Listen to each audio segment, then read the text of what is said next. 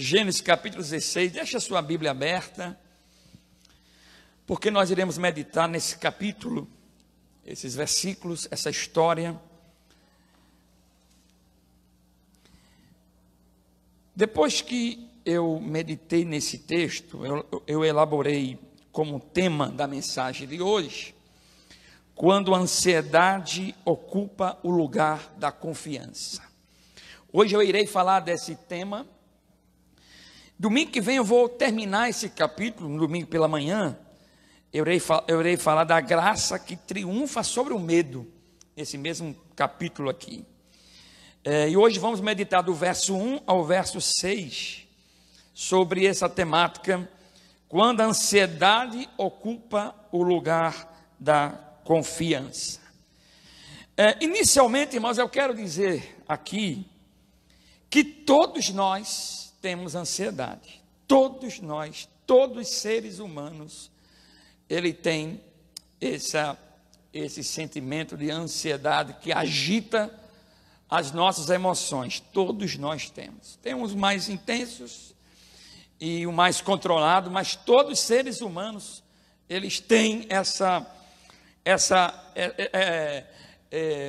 faculdade da ansiedade. A ansiedade, numa definição básica, é uma preocupação intensa, excessiva e persistente. Ela leva até as pessoas terem medo de situações cotidianas. Ela leva a pessoa a ter uma frequência cardíaca elevada, respiração rápida e sensação de cansaço. A ansiedade, ela faz isso. Segundo alguns especialistas, a ansiedade pode ser normal, e quando ela é normal, é um indicador de doenças subjacentes. Que é isso? A ansiedade também pode revelar doenças que você não sabe que tem, e através dela se descobre. Esse é o lado bom da situação em relação à ansiedade.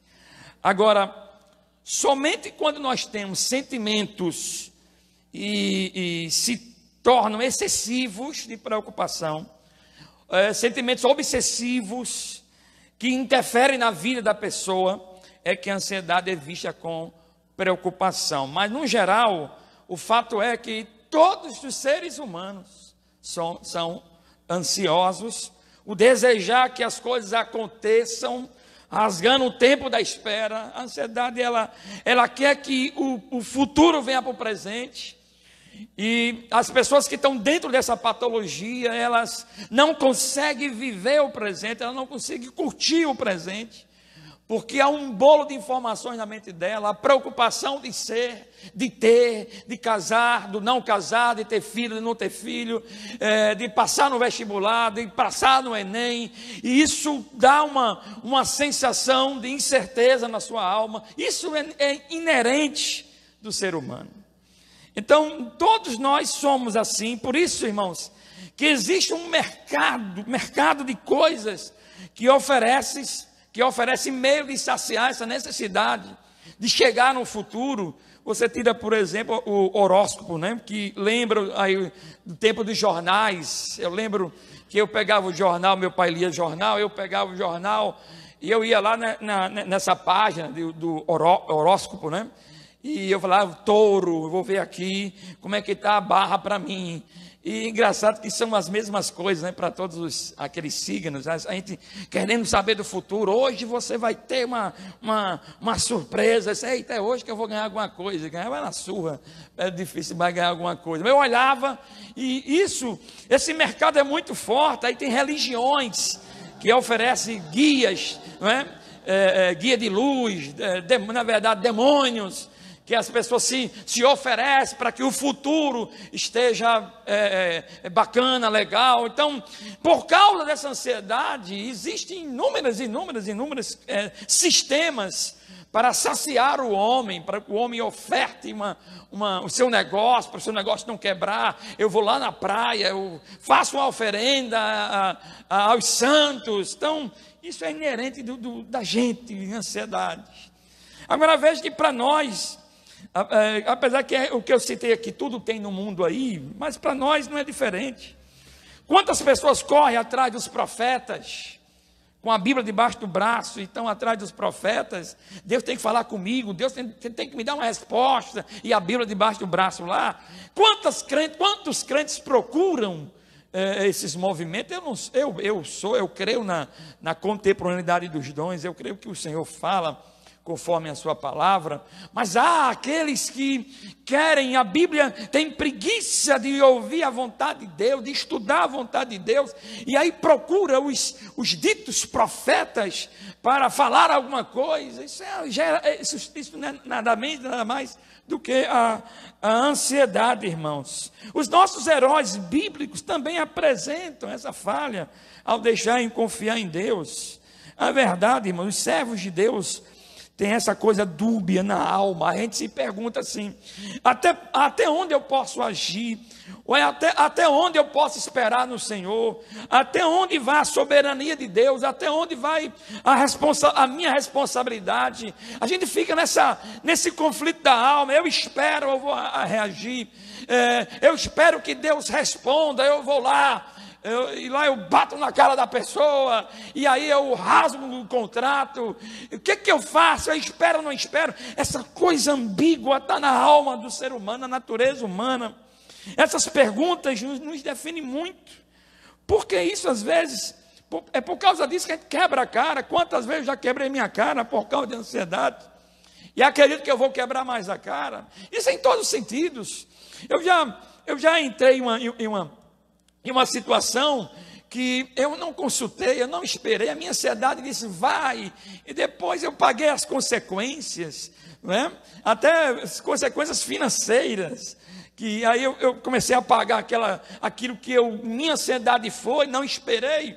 E aí, quando eu pagava, eu dizia: eu sei, Senhor, que foi minha rebeldia, estou pagando o preço pela minha rebeldia, porque eu podia ter orado mais, ter esperado mais um pouco, eu podia ter que aquieta a minha alma, que o vento vai passar, não é? Eu lembro que meu pai, que os meus amigos iam tudo para o cinema, naquela época o cinema era uma coisa muito, muito cara, né? E eu ia pedir: papai, eu quero ir para o cinema. Não se preocupe, meu filho, esse filme que está passando aí vai passar daqui a 3 anos na televisão, tenha calma. Pense uma calma, trabalhar com a ansiedade. Então esse texto que nós iremos meditar, Gênesis 16, do verso 1 ao verso 6, vai mostrar a nossa humanidade, irmãos. Por favor, meus irmãos, não olhe para os personagens dessa história sem deixar de olhar para você. Por favor, não olhe para a Sarai, que é a personagem, a mulher de Arão. Não olhe para ela de poxa, Sarai pisou na bola. Vamos olhar para nós nesse texto. E para isso serve a teologia. A teologia não é só para informar. A teologia é para tocar na gente, na vida da gente, né? Então, olhe para nós. Que atire a primeira pedra, quem nunca, né? O que vai acontecer nessa narrativa. Muito bem. Eu já venho trazendo aqui 3 mensagens nesses capítulos anteriores, 14 e 15, eu estou aqui 16, eu estou trazendo a mesma narrativa, né, a mesma caminhada com Abrão.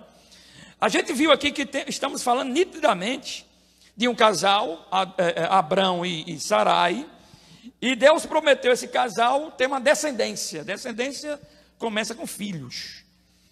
E desde Gênesis capítulo 12, Deus vem falando para ele: olha, eu vou abençoar vocês, a descendência de vocês vai ser uma descendência grande, vai abençoar povos.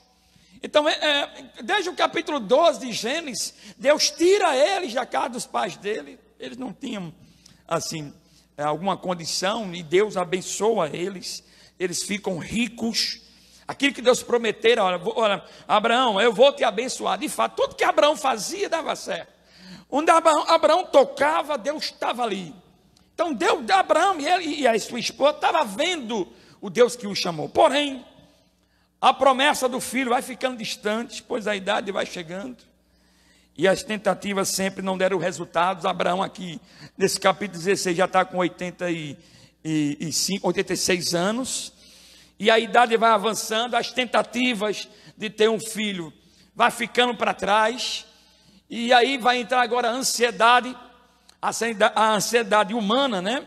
Vai chegando, mas Deus vem animando ele, desde o capítulo 14, Abraão, eu estou contigo, Abraão, a promessa eu vou fazer, na sua vida, vou manter a minha palavra, mas a natureza humana, discípulo de Cristo, vive nessa montanha russa, né?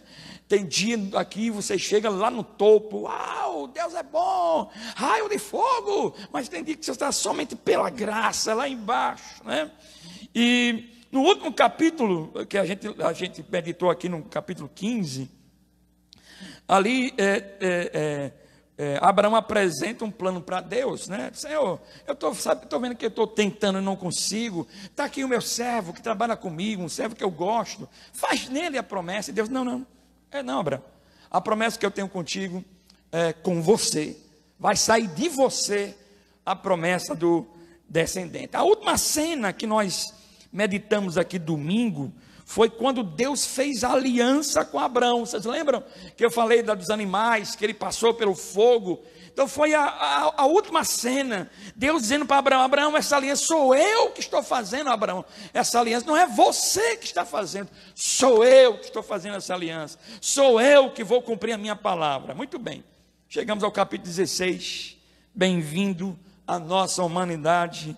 Agora chegou a vez de Sara querer ajudar a Deus.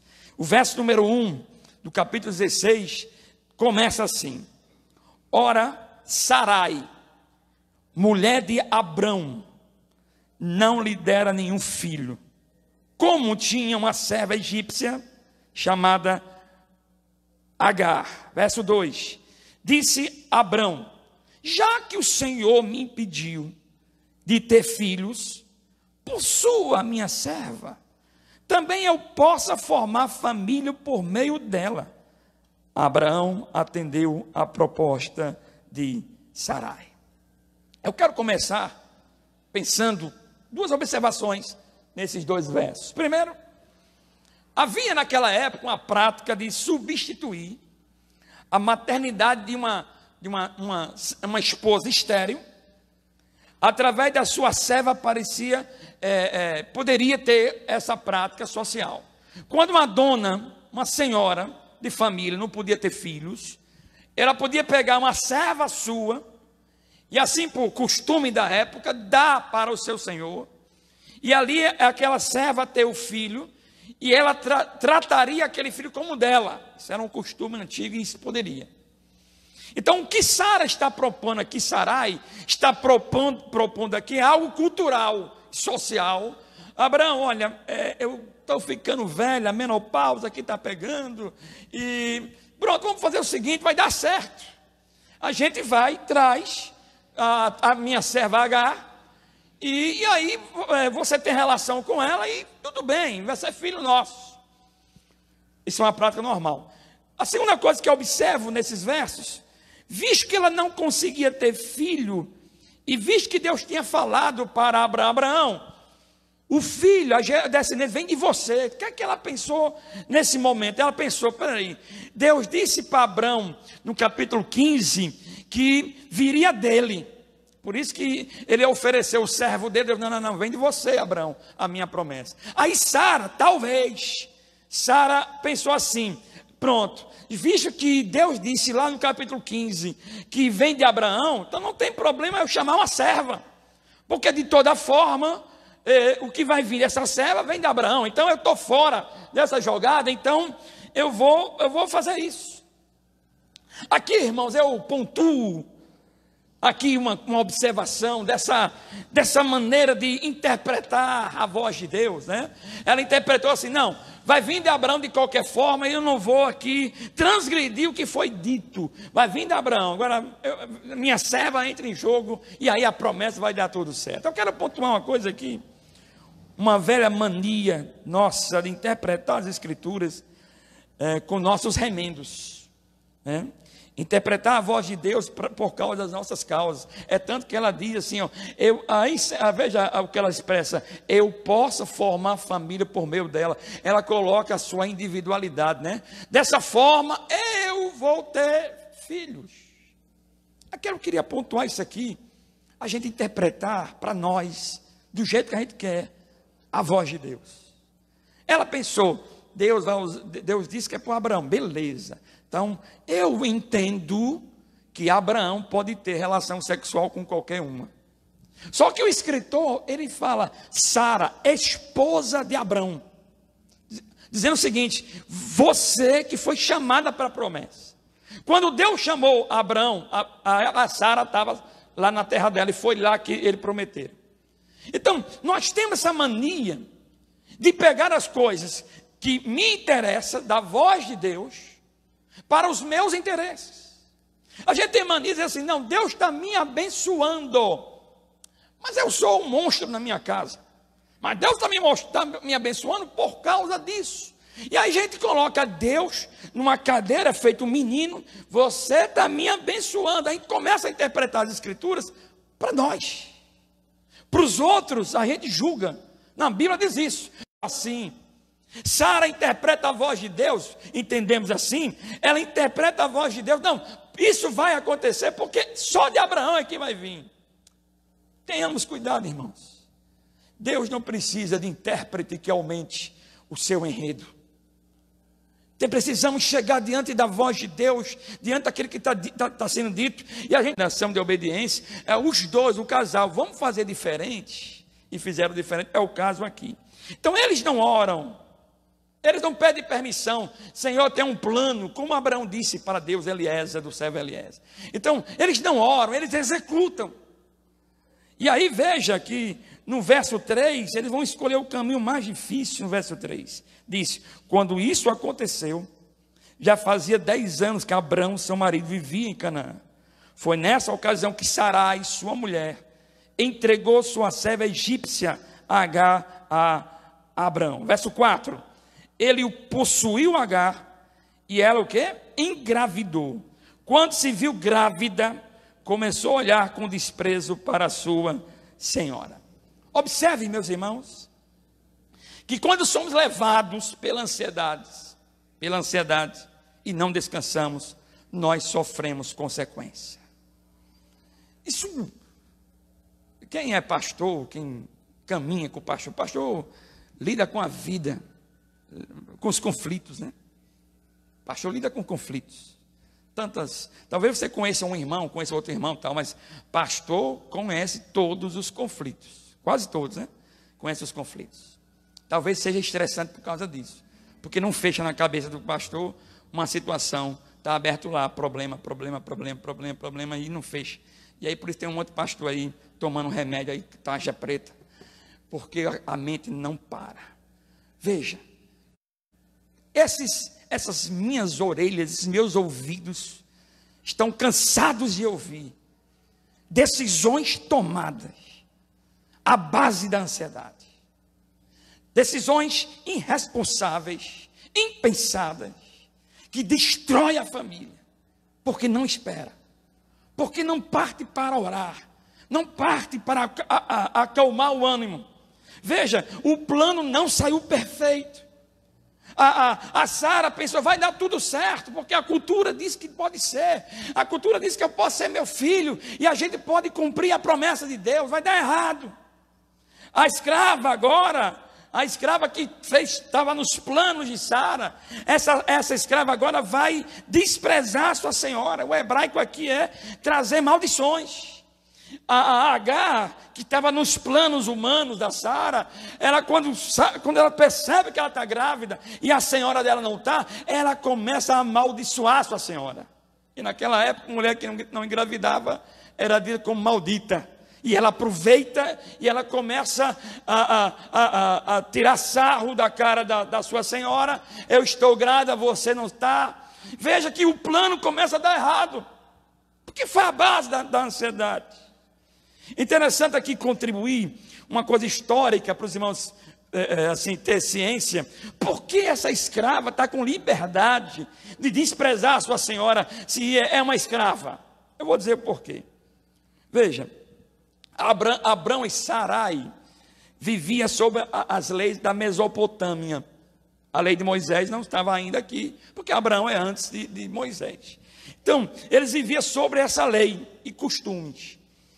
E essa lei tinha o nome de Lei de Hammurabi, ou Código de Hammurabi. Então, eles caminhavam socialmente debaixo desses códigos. Então essa lei, o Código de Hammurabi, protegiam a primeira esposa que tivesse essa reação contra a escrava. Ou seja, a Agar, ela estava protegida por lei, e a primeira senhora dela não podia rejeitá-la. Então, a Agar se viu protegida pela lei, e a senhora não pode fazer nada comigo. Então, por isso que essa liberdade que ela tem de desprezar a sua senhora, porque pela lei a Sara não podia fazer nada. O fato é que quando nós não acreditamos, aqui tem um ponto para meditarmos, quando nós não acreditamos que Deus está na nossa estrada, que Ele nos convida para descansar, aquele que habita no esconderijo do Altíssimo, a sombra do Onipotente descansa, e não descansa, prejuízo virá, e consequências virão, por causa da nossa ansiedade. É o caso dela. Vamos ajudar a promessa de Deus, vamos fazer que essa promessa se cumpra. A ansiedade pulou para fora, planejou, vai dar tudo certo, dá certo nos outros, deu errado, porque colocou ansiedade para governar, tirou a confiança do trono e colocou ansiedade. O carro está sem freio e começa a dar errado. Ela começa a se incomodar dentro de casa. A sua serva, que era obediente, agora tem um filho. Claro que Abraão pode estar encantado com o filho e ter dado um tratamento diferenciado para ela. Então agora aquilo que ela planejou sem Deus está dando errado, porque ela esqueceu de olhar para a voz de Deus. Assim como foi com Adão e Eva, Sara agora, vejam, verso 5, Sara vai culpar Abraão. Veja, verso 5, então Sarai disse a Abraão: caia sobre você a afronta que venho sofrendo. Coloquei a minha serva em seus braços, e agora que ela sabe que engravidou, despreza-me. Que o Senhor seja o juiz entre mim e você. Estamos diante de um conflito matrimonial. Estamos diante de um conflito matrimonial. Quem foi que teve a ideia, irmãos, de trazer a escrava para a promessa se cumprir? Foi de Sara. Mas ela está culpando quem agora, irmãos? Ela estava culpando agora Abraão. Aqui os comentaristas falam que ela está culpando por causa do tratamento que a escrava faz com ela. Então Abraão tem que agir. Abraão tem que tem que bater lá na mesa. Ei, pare com isso. Então, quando ela vem reclamando, ela joga a culpa nele. Só que o que ela está vivendo é consequência do plano dela. E um joga a culpa no outro. Sua culpa, não é minha culpa, é a tua culpa. Conflito matrimonial, irmãos. E eu quero abrir um parênteses aqui.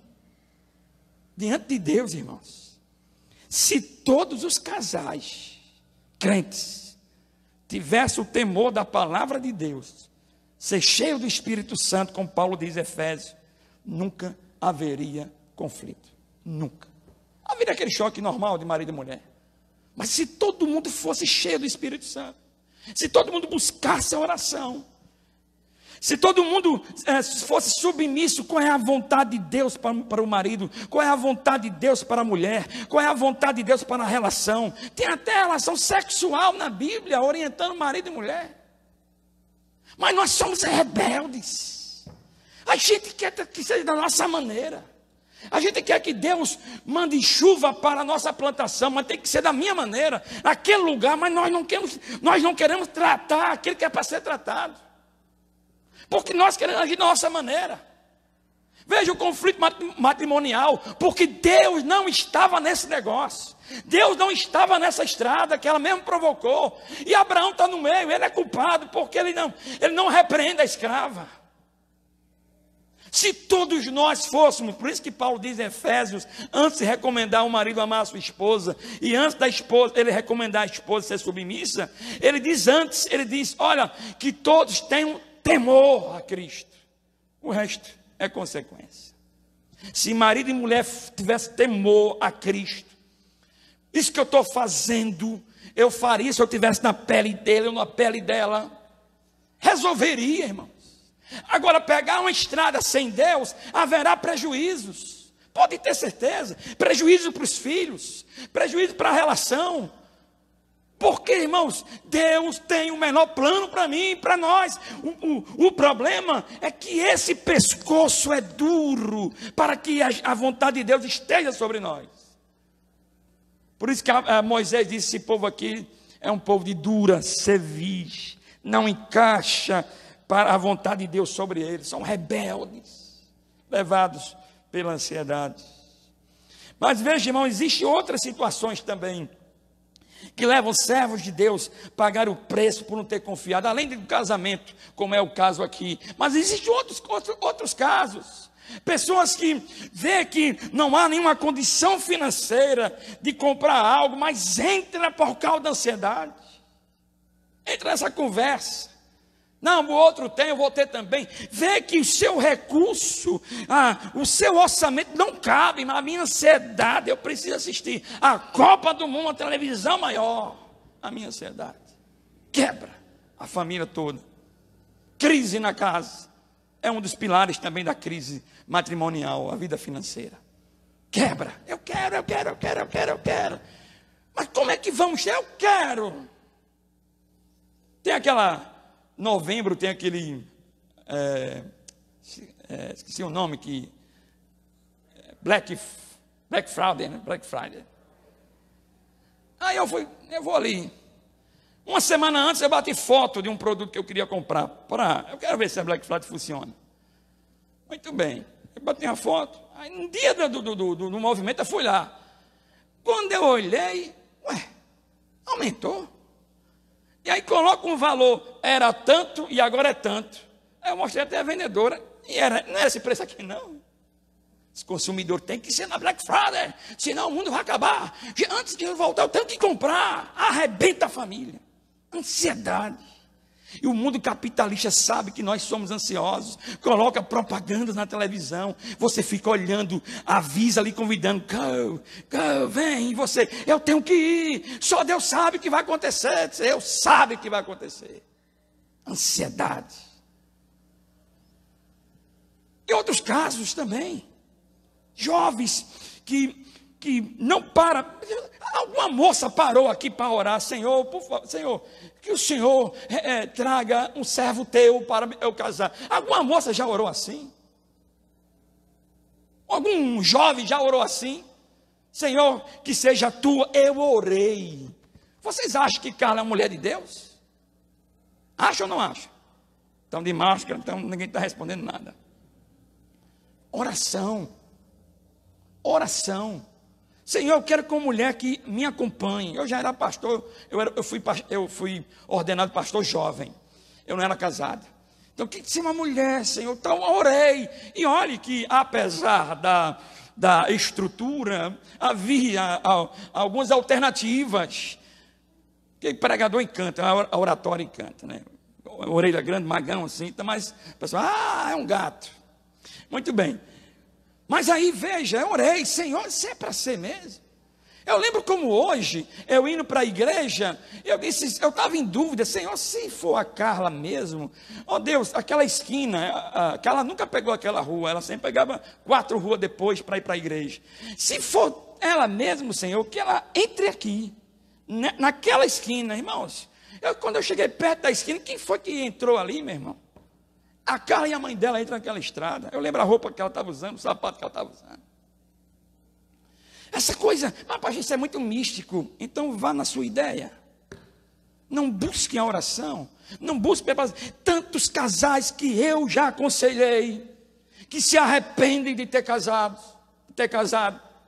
Tantos casais que a mulher fala assim, pastor, minha mãe me avisou. A família do cara me avisou. Aí você diz, pastor, Deus nunca falou comigo. Falou sim. Usou a mãe, usou o pai, usou o amigo. Os amigos chegam, rapaz, deixa esse rapaz. Esse cara não presta. Não, ele presta, é de Deus. Deus usa os meios para falar com a gente. Mas um desespero, é uma ansiedade. Qualquer um que olhar para mim, aí vai casar? Peraí, rapaz, calma. Casamento não é também a última cocada, não, irmão. Não é a bala que matou Joleno. Meu Deus, se não for isso, eu vou morrer. Para de assistir novelinha. A vida é real. Na televisão, o mocinho acorda já brilhando com perfume. Na vida real, é um cabelo assanhado. É a vida normal, calçãozão lá, cabeludinho, e aí por diante.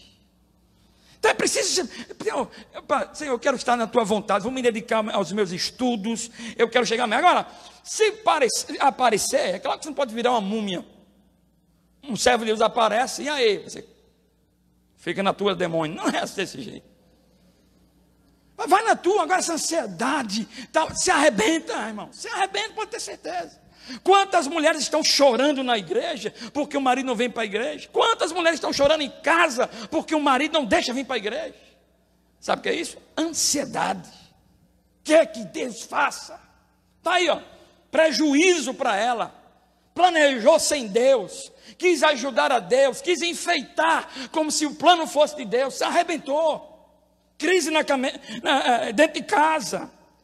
E aí, irmãos, Abrão vai responder no verso 6. Abrão diz assim, ó, respondeu Abrão a Sarai, sua serva está em suas mãos, faça com ela o que achar melhor. Então Sarai tanto maltratou Agar, que esta acabou fugindo. Eu quero que você preste bem atenção nesse verso.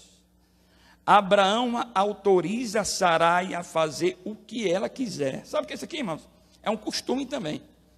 No código de Hammurabi, que é a lei da época, a senhora que se sentia desprezada em tal situação, ela não podia vender escravo, porque a escrava está protegida pela lei, mas podia marcá-la com a marca de escrava e jogá-la ela para ficar com outros escravos. Ou seja, ela saía da casa que ela tinha um certo benefício, e aí a dona da casa podia marcar ela, você é escrava, uma vergonha, e aí você vai morar com os escravos. Ela podia fazer isso, mas não podia vender. E outra lei que havia na época, a lei de Ur-Nammu, prescrevia que uma concubina insolente, que é o caso dela, a dona podia pegar a concubina e esfregar em um quarto cheio de sal, para envergonhá-la. Mas por que ela fala com Abrão e Abraão autoriza? Porque dependia de Abrão. Então quando Abrão falou assim, eu autorizo que você faça conforme a lei, ou seja, você pode maltratá-la.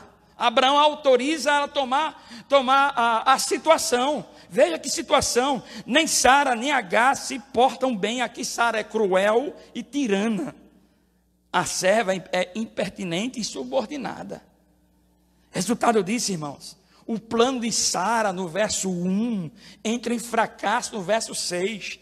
A ideia de ter um menino foi fracassado, porque agora diz o texto que o menino com a mãe está saindo, está fugindo, está dando tudo errado. Então aquele plano no verso 1, ela vai ter um filho, vai habitar com a gente. No verso 6, ela está indo embora, a Agar, a escrava, está indo embora com seu filho. E aqui eu quero terminar, meus irmãos, que eu vou parar por aqui. Domingo pela manhã eu continuo. Mas eu quero trazer uma aplicação para nós nessa narrativa.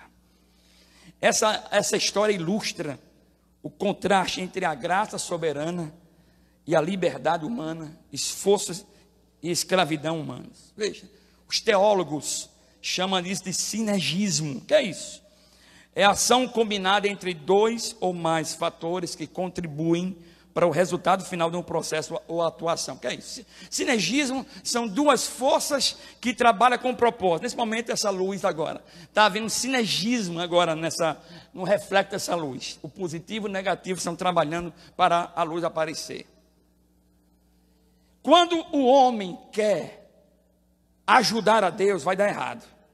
Não existe sinergismo em Deus. Deus não fica esperando, ei, você pode me ajudar na minha promessa? Deus não precisa de nós para executar os seus propósitos. Deus não precisa dessa união.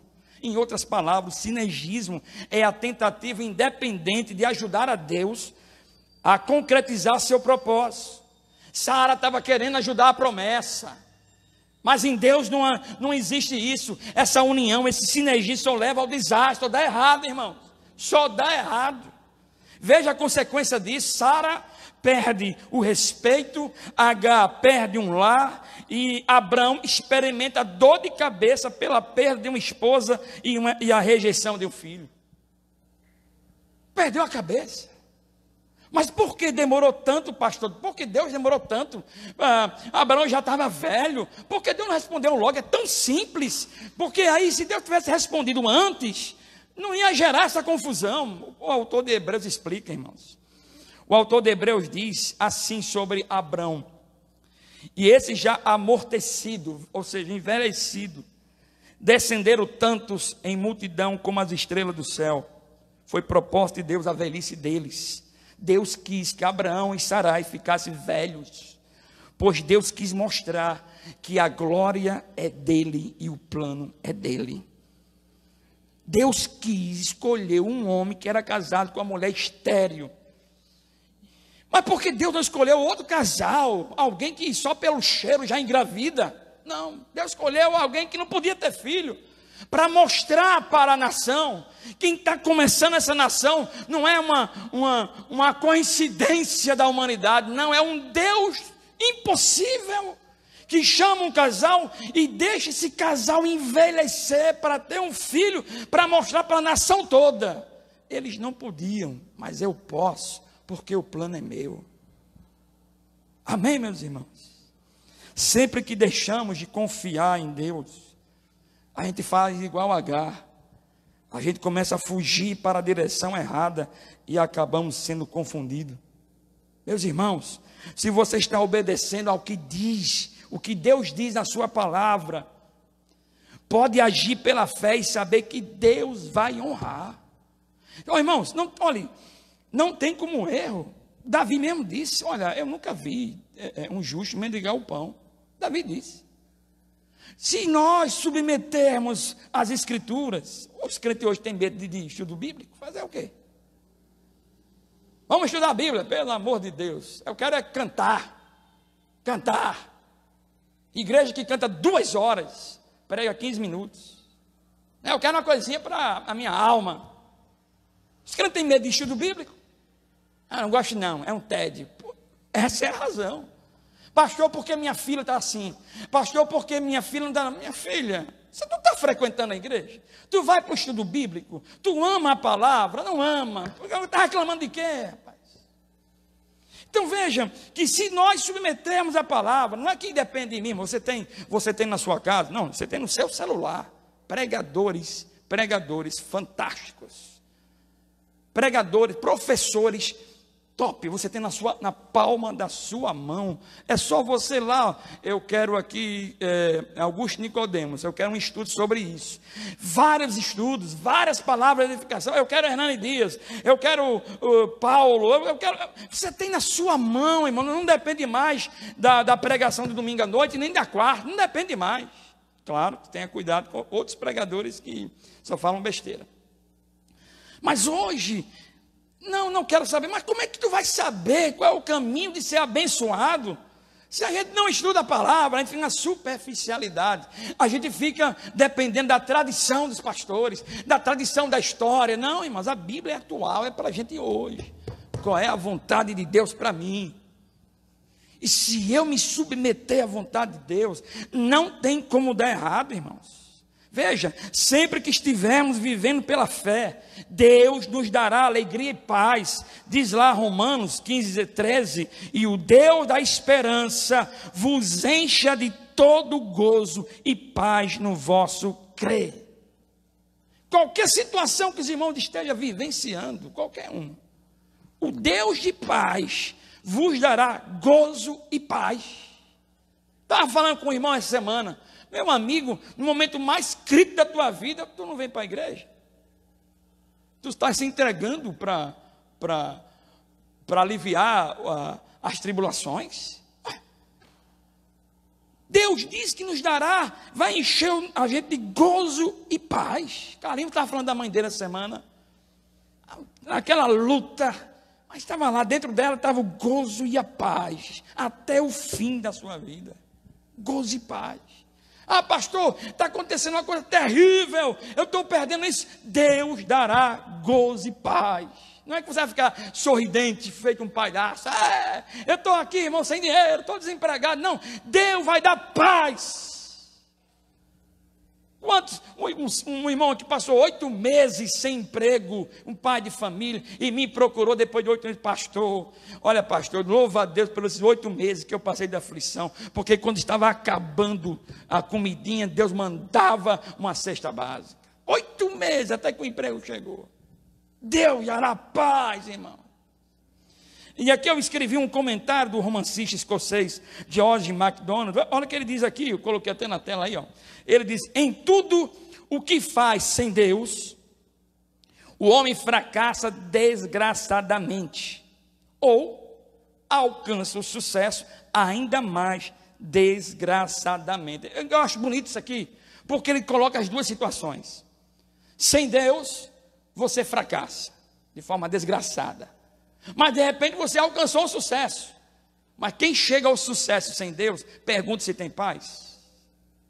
Madonna, cantora mundial, né, conhecida, pop rock, adorada, venerada. Ela diz em sua entrevista que ela não consegue ter satisfação. Ué, a gente imagina, se eu tivesse naquele nível, eu ia ficar tão tranquilo, eu ia comprar uma ilha, eu ia comprar um continente, eu ia comprar as melhores casas, eu ia viver um ano sabático, eu ia viver tranquilo. Ela disse: eu não consigo ser satisfeita. Sabe por quê? Desgraçadamente, ela alcançou o sucesso sem Deus. Irmão, a gente às vezes quer um caminho e quer que Ele esteja com a gente. Talvez, irmão, você nessa noite, e assim eu termino, nessa noite talvez você seja uma Sarai da vida, não está se reconhecendo como essa Sara do verso 5, do verso 6, você está uma tirana, você saiu do caminho, e você não está se reconhecendo. Meu Deus, por que eu estou dessa forma? Talvez essa noite você seja um Abraão da vida, que aceitou o caminho da ansiedade, e jogou as fichas. Eu não quero saber mais não. Talvez você seja um. Talvez você seja nessa noite uma H do verso 6, sendo humilhada pelas consequências dos erros dos outros. Talvez você seja nessa noite aqui. Irmãos, talvez você está sendo fruto de uma ansiedade dos outros. Quantos filhos, você tem uma ideia, dando um exemplo, quantos filhos estão nas clínicas da psicologia, querendo restaurar um elo perdido, por causa das consequências do pai e da mãe, de um divórcio, da falta do carinho, da ausência do pai, da ausência da mãe. Quantos seres humanos que não conseguem desenvolver a vida, porque foram marcados lá atrás, igual a H. H foi consequência do erro da ansiedade. Talvez você seja um H nessa noite. Talvez você esteja marcado.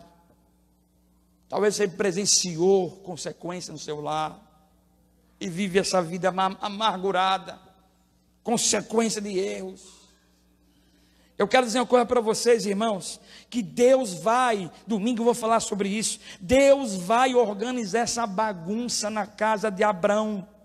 Mas por enquanto, você que está vivendo esse capítulo horroroso dessa humanidade, irmãos, desconfiada, você que nessa noite esteja vivendo esse capítulo 16, olha, Deus está lhe chamando você de volta para o capítulo 15, e veja que o Deus soberano é o Deus da aliança, que nos diz, no verso 7 do capítulo 15, ele diz: eu sou o Senhor, Senhor aqui, eu sou Jeová, o autoexistente, o eterno.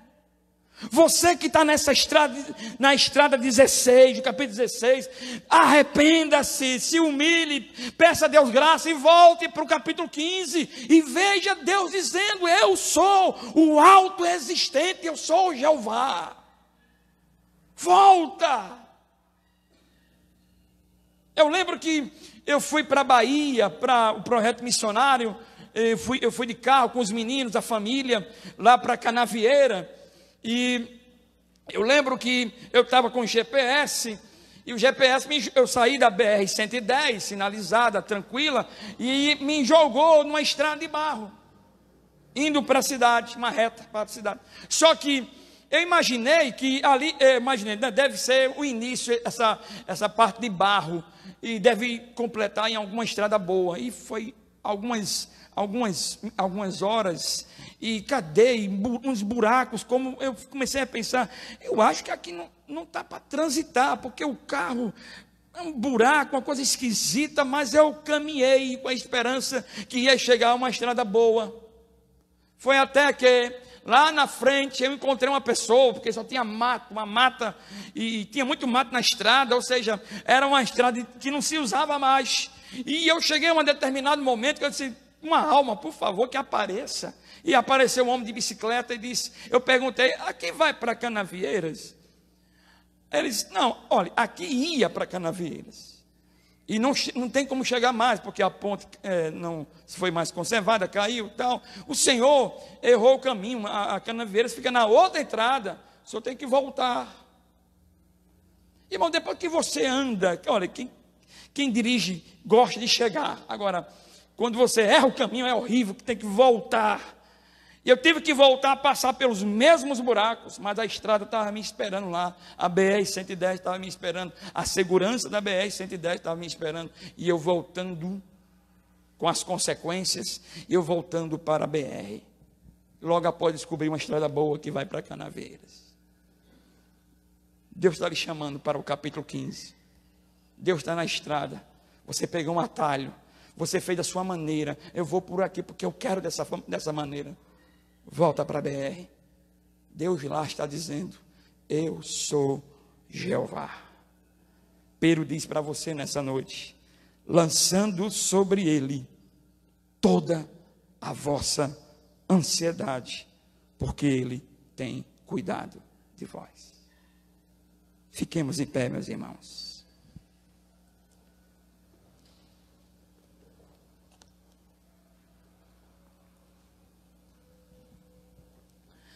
Feche seus olhos.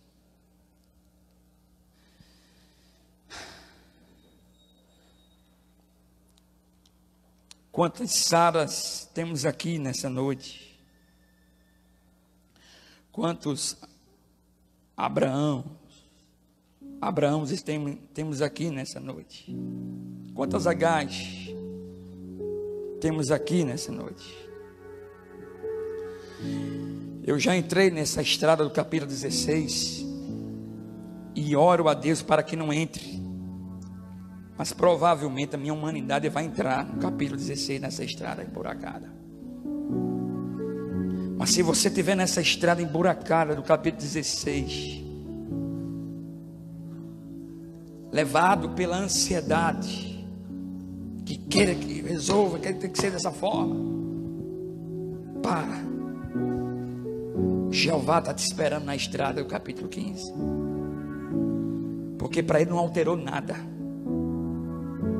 O carro pode estar cheio de buracos, todo melado, todo sujo de poeira, mas a estrada está intacta, está lhe esperando na estrada. É de lá que você não devia ter saído. Conserta a tua vida, conserta a tua casa, volta para o teu Deus. Não há sucesso sem Ele, não há bênção sem Ele. Você preparou uma bomba pelas consequências da sua escolha, mas Deus organiza, Deus desativa as bombas quando há um arrependimento para voltar. Volta para a estrada. Lembra como tu eras. Você lembra como você era? Eu sei que você lembra. Meu Deus, como eu orava, como eu buscava, como eu era sensível. Sim, volta para a estrada. Você não está mais se reconhecendo. Meu Deus, como eu tinha um costume de esperar, de ter calma. Veja como eu estou brigando com todo mundo. Eu quero fugir como Agar. Volta para a estrada. Não continua esse atalho. Não continua nesse atalho. Nos humilhemos diante dele, irmãos. Nos humilhemos. Senhor, me perdoe. A Bíblia diz que o Senhor é cheio de misericórdia. E vamos falar isso domingo que vem. Cheio de misericórdia.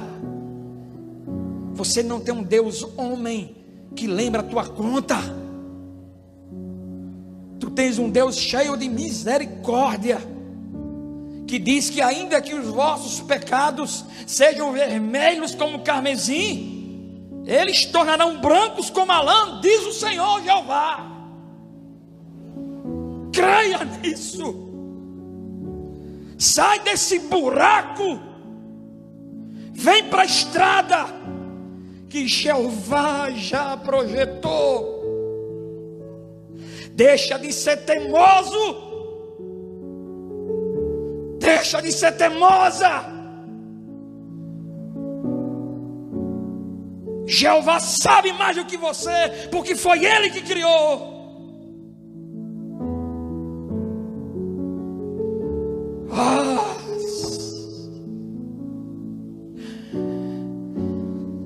Oh Deus, oh Deus, somos teimosos sim, somos sim teimosos. Eu gosto de atalhos, eu gosto de sentir que eu estou na direção, eu não abro mão do meu jeito de ser. Nos perdoe, amado Pai, nos perdoe, tenha misericórdia de nós.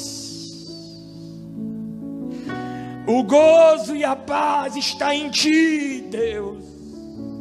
O refrigério da alma está em Ti, meu pastor.